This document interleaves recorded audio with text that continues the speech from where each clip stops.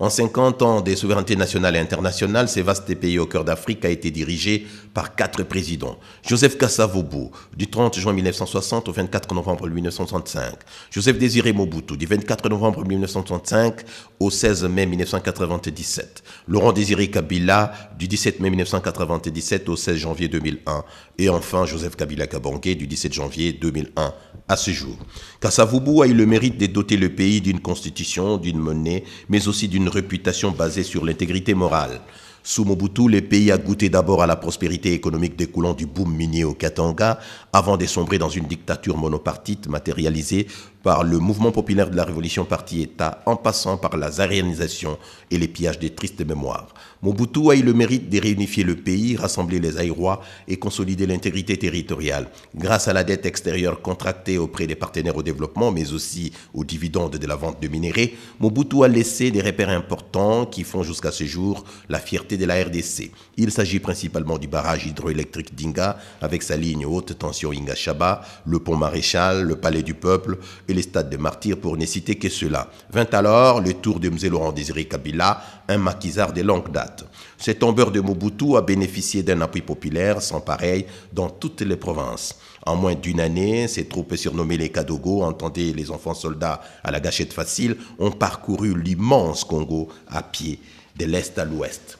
Laurent Désiré Kabila a le mérite d'avoir réussi à faire fonctionner la machine étatique sans appui extérieur. Avec un franc-parler légendaire, l'homme du 17 mai a mis sur pied le service national pour assurer l'autosuffisance alimentaire de la population. Malheureusement, l'expérience n'a pas fait long feu après sa mort. À la mort de Laurent Désiré Kabila, le 16 janvier 2001, son fils Joseph Kabila Kabange le succède. Aussitôt arrivé à la tête du pays, Joseph Kabila renoue avec les institutions de Bretton Woods dans le but d'obtenir in fine l'effacement de la dette extérieure de la RDC. Mais le pays est en guerre. Il est même subdivisé en 4 territoires. Grâce à la diplomatie sud-africaine, les Congolais se réconcilient à Sun City et décident d'enterrer la hache des guerres. Il décide même de tenter une expérience unique au monde. Il s'agit de la formule 1+4. En 2006, les élections générales libres, transparentes et démocratiques sont organisées. Joseph Kabila l'emporte haut la main avec sa coalition présidentielle dénommée AMP au pouvoir.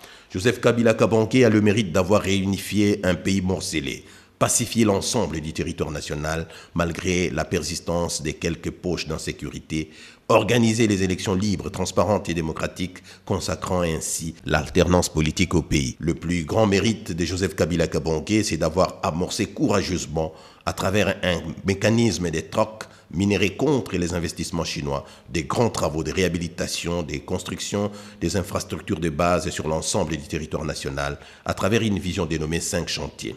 Aujourd'hui, la RDC, de l'est à l'ouest, du nord au sud, est un vaste chantier à ciel ouvert.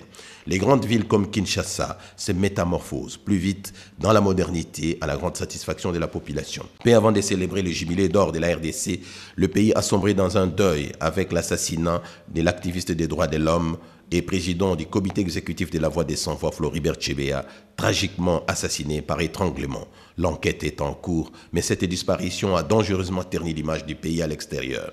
C'est un pays résolument tourné vers l'avenir qui vient de célébrer son demi-siècle d'indépendance sous le thème « Le réveil du géant ». Joyeux anniversaire à tous les Congolais, où qu'ils se trouvent à travers le monde.